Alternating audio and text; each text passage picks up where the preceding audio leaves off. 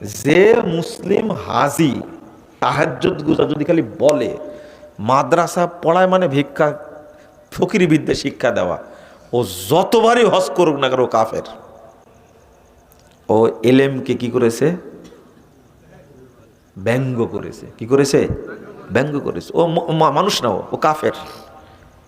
ও মানুষ না, ও কাফের। একটা মেয়ে পর্দা করে, ক্লাস 6-এ পড়ে, দেখা হয়েছে, খুব বড় একজন হাজি বলছে, হেই তোকে দেখতে ভূতের মতো লাগে। পর্দা করা তার কাছে কিসের মতো? ও হাজি কাফের, কিন্তু ও মানুষই না, কারণ পর্দাকে কি করেছে? ব্যঙ্গ করেছে। ছোট্ট একটা ছেলে দাড়ি রাখছে, ক্লাস 8-এ পড়ে, দেখতে সুন্দর, খুব সুন্দর রেখা, ছোট্ট দাড়ি উঠছে কেবলে, দেখে বলতো দাড়ি তো বকরির মতো রে। হাজি সাহেব, আপনাকে হাজি বললে পাপ হবে, আপনি কাফের, আপনি মুরতাদ, আপনাকে হত্যা করা ফরজ এখন, আপনি জানেন? দাড়ি নবীর সুন্নাহ। ওই যে জানেন না, যে এটা তো সমস্যা। একটা আমুলকে দাড়ি রাখা আপনি কিছুই মনে করেন না, রাখেন না, সমস্যা, বউ রাখতে দেয় না, অনেক কিছু হতে পারে, কিন্তু আপনি বলতে পারেন না দেখতে বকরির মতো লাগে, বকরির দাড়ি। কি বলেন না আপনারা? হাজি সাহেব 150 বার হজ করলেও আপনি কাফের, মনে রাখবেন। শুধু একটু যদি ব্যঙ্গ করেন। প্রিন্সিপাল সাহেব বক্তব্য শুনে প্যান্ট কেটে ফেলেছে, বুঝেননি কথা? কি কেটে ফেলেছে? প্যান্ট কেটে ফেলেছে, এখন টাকনোর উপরে প্যান্ট। কলেজে যাচ্ছে, পিছন থেকে কামেল পাস এই মগা বলছে কি জানেন? প্রিন্সিপাল সাহেবের প্যান্টটা মনে ছোটো হয়ে গেছে। বুঝেননি? মানে কাকে ব্যঙ্গ করলেন আপনি? প্রিন্সিপালকে না সুন্নাহকে? দাড়ি তো রাখছেন কামেল পাস করার পরেও, এমন মুতার মতো আপনার দাড়ি, তাল গাছের মুতার মতো, আবার ব্যঙ্গ করছে প্রিন্সিপালকে। আপনার দ্বারা হয়নি প্যান্ট ছোট করা, কিন্তু একজন কলেজের প্রিন্সিপাল, আল্লাহ তাকে ঈমান দিয়েছে, প্যান্ট কেটে ফেলেছে, আপনি তাকে ব্যঙ্গ করেছেন। কামেল সাহেব, ও কামেল সাহেব, আপনি কাফের, মাসালাটা জেনে নিন, ঠিক আছে? মাসালাটা জেনে নিন। শরীয়তের কোনো অংশটা কেউ ব্যঙ্গ করলে সে কি হয়ে যায়? কাফের হয়ে যায়। ওকে আবার ইসলাম গ্রহণ করা লাগবে, আবার ইসলাম গ্রহণ করা লাগবে, আবার ইসলাম গ্রহণ করা লাগবে। এক কামেল পাস হুজুর বলেন তো আপনারা, আমি কুকুর বলি, কি বলি? শোনেন, দেখ, তাকান। এক ছেলে তাশাহুদে বসে আঙ্গুল নড়াচ্ছে, বুঝছেন? তো এই কুকুর বলছে কি জানেন? যে তুমি সালাতের মধ্যে বকরির মতো নেজলা কেন? বুঝেন না? আমার মুখে কিছু বাধে না তো, কিছু মনে করবেন না কিন্তু, না সমস্যা আছে? গালি দিবেন না, আপনি গালি দিবেন, সমস্যা নাই, এটার পরোয়া করি না। ও কেন বলল? এ হুজুরও, ও কেন বলল? এই বাচ্চা ছিল, কি বলবো, সাহস আছে কিছু বলার? ও তো কামেল পাশে হুজুর, বলছে এই সালাতের মধ্যে বকরির মতো রেজ লড়াও কেন? বলেন তো, হুজুর না কুকুর? বলেন তো, তোমার জানা নাই মাসালা, তুমি জানার পরেও ব্যঙ্গ করেছে, এটা রাসূলের সুন্নাহ, তুমি ব্যঙ্গ করেছো। হুজুর তুমি কালেমা পড়ো, আবার শাহাদত পড়ো, মাদ্রাসার প্রিন্সিপালের কাছে এসে গোসল করে আসবা, আসার পরে কালেমা শাহাদত পড়ে ইসলাম গ্রহণ করবা, তার আগে তোমার জানাজা হবে না।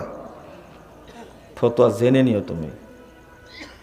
আমি কোন জায়গায় বলছিলাম, মনে পড়ে কোন জায়গায়? এরা এলেম শিক্ষাকে এত বিরক্তিকর মনে করে, টুপিকে, মাদ্রাসাকে, হাফেজকে, আলিমকে এত বিরক্তকর মনে করে। আপনারা তো অনেক বিপদের সম্মুখীন হন না? আমরা হই। মনে করেন মাথায় টুপি আছে, কিছুই জানি না, এয়ারপোর্টে গেছি, ব্যাগটা ধরে, এই প্রশাসনের মধ্যে কিছু অমানুষ আছে, বুঝছেন? সবই অমানুষ, কিছু বাদ দিয়ে আর কি, কিছু লোক ভালো আছে আলহামদুলিল্লাহ, যে বাকিরা সব কি? অমানুষ একবারে। আমার মনে হয় না যারা মায়ের পেট থেকে জন্ম নিয়েছে, ওদের আচরণ দেখে মনে হয় না। বুঝতে পারলেন এর কারণটা কি? কত বড় বড় চোর পার হয়ে যাচ্ছে এয়ারপোর্টে। বড় চোর যে, সে হলো স্যার। বুঝলেন না কথা? যে যত বড় চোর সে তত বড় কি স্যার। কোনো সমস্যা নাই, বরং তাকে আপ্যায়ন টাপ্যায়ন করে মানুষ হত্যা করেছে, কতজনকে মেরেছে, টাকা পয়সা খেয়ে ঠিকই এয়ারপোর্ট পার করে দিয়েছে, তাই নি? আলেম মানুষ গেছে, ওর ব্যাগে বোমা খুঁজবে, ককটেল আছে কিনা। মুরব্বী মানুষ রে ভাই, টুপিওয়ালা মানুষ দেখে। অথচ এই আলেমের যোগ্যতা, তার ডিগ্রি, এই অমানুষের তার বাড়িতে দারোয়ানের চাকরি করার যোগ্যতা নাই। এত বড় আলেম সে, কিছু মনেই করেনি। আমি তো ট্যাটকা ফুটকা মানুষ, কিছুই জানি না, আমার মাথায় টুপি আছে তাই। দেখেন, এক অমানুষের গল্প করি আপনাদের কাছে, এক জানোয়ারের গল্প করি আপনাদের কাছে। কথা বুঝতে পারলেন? সেটা হলো, এয়ারপোর্টে ঢুকছি, তারা সব পরিচিত। এই জানোয়ার হলো নিউ জানোয়ার, হ্যাঁ, এয়ারপোর্টে নতুন আসছে। তো আমাকে অন্যরা চিনে, তো ব্যাগটা নিয়ে ও এমন করে এগুলো খোলা শুরু করলো, বুঝছেন? তখন কানে কানে দুজনকে বললো যে স্যার, ইনি আমাদের নিয়মিত যাত্রী। কে শুনে কার কথা? চোর নাকি, কি বলে একটা কথা, চোর নাকি শুনে না ধর্মের কাহিনী। হ্যাঁ, তো কি শুনে আর একজন এসে বলছে যে, ও কিন্তু গোয়েন্দা, বলছে যে আরে ভাই, ইনি আমাদের নিয়মিত যাত্রী, আপনি কি পেলেন? সবগুলো বের করে রেখে দিল, আসলে কিচ্ছু পাইনি ব্যাগের মধ্যে। আমি বললাম যে কতদিন থেকে চাকরি করেন আপনি? আমাকে বলতে পারতেন যে ব্যাগের মধ্যে দেখেন তো বোমা আছে কিনা, না ককটেল আছে কিনা, আমাকে বলতে পারতেন আপনি। এই কাপড়গুলো এখন কে ব্যাগের মধ্যে ঢুকাবে? ও জানোয়ার কোনো কথা পায় না, ও মানুষ না তো। একটা মানুষ সফরে যাওয়ার জন্য যদি বের হয়, কোনো অপরাধ নাই। অপরাধ কি? এই টুপি, এই দাড়ি। বুঝতে পারলেন? অথচ ওর ডিগ্রি কি? ওর ডিগ্রি কি বলেন দেখি? ও কি পড়াশোনা করেছে এটাকে আমাদের জানা নাই? অ্যালার্জি কোন জায়গায়? টুপি। আমাকে জানলো না। আমি বললাম যে ভদ্র মানুষ হলে এগুলো করতেন না আপনি। আপনাকে কয়জন বলল? আর আমার ব্যাগে কি পেলেন আপনি? আপনার বাপের পরিচয় নেওয়ার ইচ্ছা করছে, আমি শুধু এতটুকু বললাম। কথা বুঝতে পারলেন? সারা বাংলাদেশে এই জানোয়ার দ্বারা বাংলাদেশ ভর্তি হয়ে গেছে। সারা বাংলাদেশ বড় বড় চোর, এরাই সব। যত টাকা চুরি করেছে সব এরা। কেন? আল্লাহ রাসূল সাল্লাল্লাহু আলাইহি সাল্লাম বলছেন, এবার শুনেন, সহিহ বুখারীর ৭১ নম্বর হাদিস, মান ইউরিদুল্লাহু বিহি খায়রা ইউফাক্কিহু ফিদ্দীন। আল্লাহ যার কল্যাণ চান তাকে দ্বীনের জ্ঞান দান করেন। অর্থাৎ যার মধ্যে দ্বীনের জ্ঞান নাই, তার মধ্যে কোনো কল্যাণ নাই। বরং কল্যাণ নাই তো নাই, বরং অভিশপ্ত সে।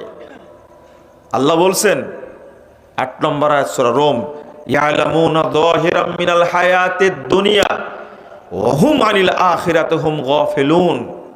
এরা দুনিয়াবি জ্ঞানে অভিজ্ঞ, বিজ্ঞ, প্রাজ্ঞ, কিন্তু দ্বীনের জ্ঞানে জাহেল। আল্লাহ বলছেন, সার্টিফিকেট দিয়েছেন, ও জানে না কিছুই। আপনি হতে পারেন মাস্টার্স পাস, বাংলাদেশের সবচেয়ে বড় ইঞ্জিনিয়ার হতে পারেন, কিন্তু আপনার ভিতরে দ্বীনের জ্ঞান নাই, মানে আপনার মধ্যে কোনো কল্যাণ নেই, কোনো কল্যাণ নাই, বরং আপনার ভিতরে অকল্যাণে ভরা। রাসূল সাল্লাল্লাহু আলাইহি সাল্লাম বলছেন, ইন্নাল্লাহা ইউবগিজু কুল্লা আলিমিন বিদ-দুনিয়া জাহিলিন বিল আখিরা।